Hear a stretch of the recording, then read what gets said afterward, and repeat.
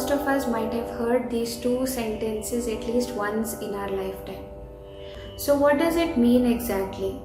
It says that what can be done today must not be pushed to tomorrow, and what can be done now must not be pushed to a later time, because our time on this earth is limited and tomorrow is an uncertainty to all of us. And these were the lines that were said by one of the most famous poets of the 15th century, who was Sant Kabirdas.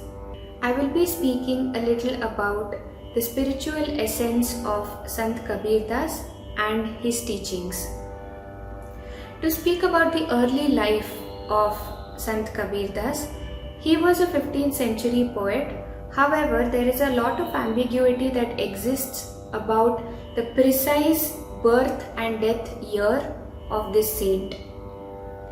Also, it is believed that when Sant Kabirdas was born, he was abandoned as a newborn baby and was found by two people called Neeru and Neema in Varanasi. So Neeru and Neema brought Sant Kabirdas home and took care of him and raised him as their own son. They named him Kabir, which in Arabic refers to great. So Neeru and Neema were belonging to a Muslim weaver family. Other than this, it was found that Kabirdas' teachings were also greatly influenced by Hinduism. One of the most prevalent movements that existed was the Bhakti movement. And as a result of this, Sant Kabirdas' teachings were also influenced by Hinduism. Sant Kabirdas was also known to be a disciple of Swami Ramananda, who was a Vaishnavite saint of the 15th century. Kabirdas was greatly influenced and amazed by the teachings of Swami Ramananda and wished to be his disciple. But Swami Ramananda refused to accept Kabirdas as his disciple and instead suggested that he must continue his profession as a weaver. But Kabirdas was stubborn and refused to accept defeat. So he plotted a plan.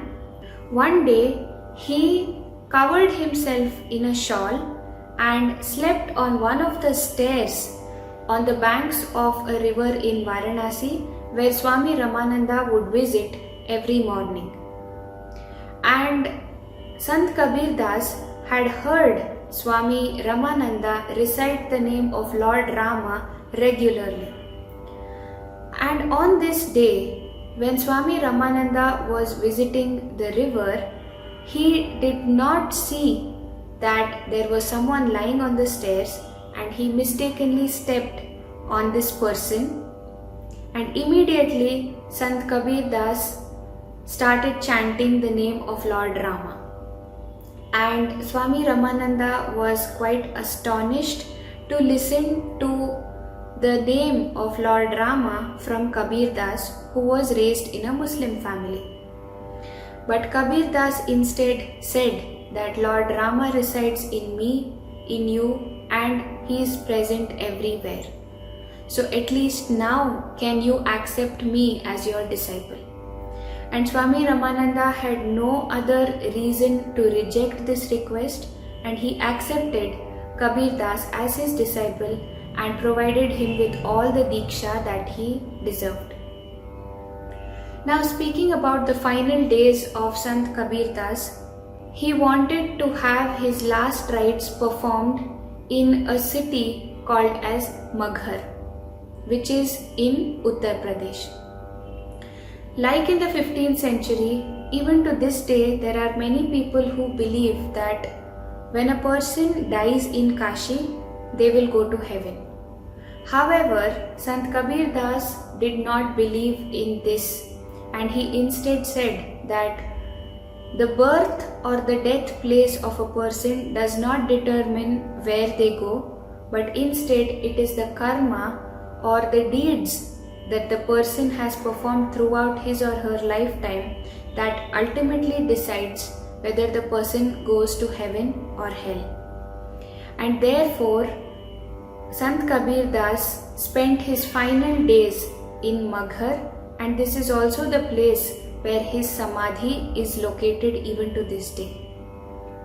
There is also a story that goes that Hindus and Muslims wanted to perform the last rites of Sant Kabirdas as per their respective traditions. But to their surprise, when the cloth was removed from the dead body of Sant Kabirdas, there were flowers instead of the dead body. And this was a miracle, and therefore the Hindus and the Muslims were left with no other choice but to distribute the flowers amongst them and perform the final rites as per their respective religious traditions. To speak about the teachings of Sant Kabirdas, he was an iconoclastic poet, which means that he criticized the religious beliefs of Hinduism and Islam.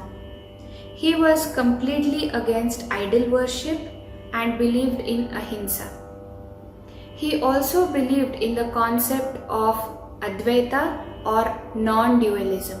In the 15th century, despite Sanskrit being one of the predominant languages that were spoken, the poems of Sant Kabirdas are found in many languages such as Punjabi, Hindi, Bhojpuri, Urdu, Persian and even Marwari. His poems are written in simple language, however sometimes it is difficult to comprehend the hidden meaning within these poems. In fact, in one of his poems, he mentions the terms Nirgun and Nirbhay. So Nirgun means belief in the formless power of God, and Nirbhay means fearless.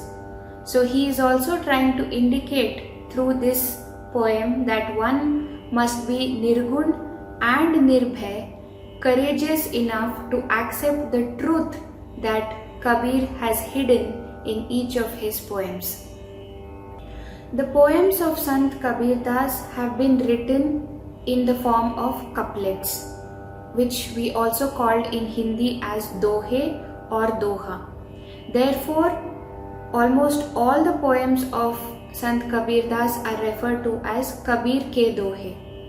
These couplets are a complete sentence in itself, and it gives a complete or a whole meaning to these sentences.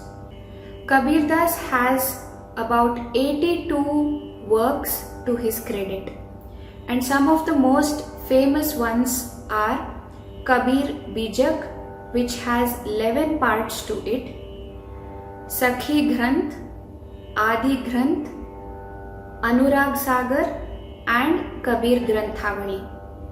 Even the holy Guru Granth Sahib, which is followed by the Sikh religion, also has about 500 verses said by this great saint. Coming to the followers of Sant Kabirdas, there are about 9.6 million followers of Sant Kabirdas around the world as of today. And this clan is referred to as Kabir Panth, and the people belonging to this clan are called Kabir Panthi. Most of his followers worship him as God, even believed to be an avatar of Lord Vishnu and Lord Rama. Sant Kabirdas believed that music is a form of spirituality. Therefore, some of his poems were also set into music and sung as songs. Even to this day, most of his poems are sung as bhajans, as a reminder of his teachings and also to disseminate his teachings to a wider population around the world.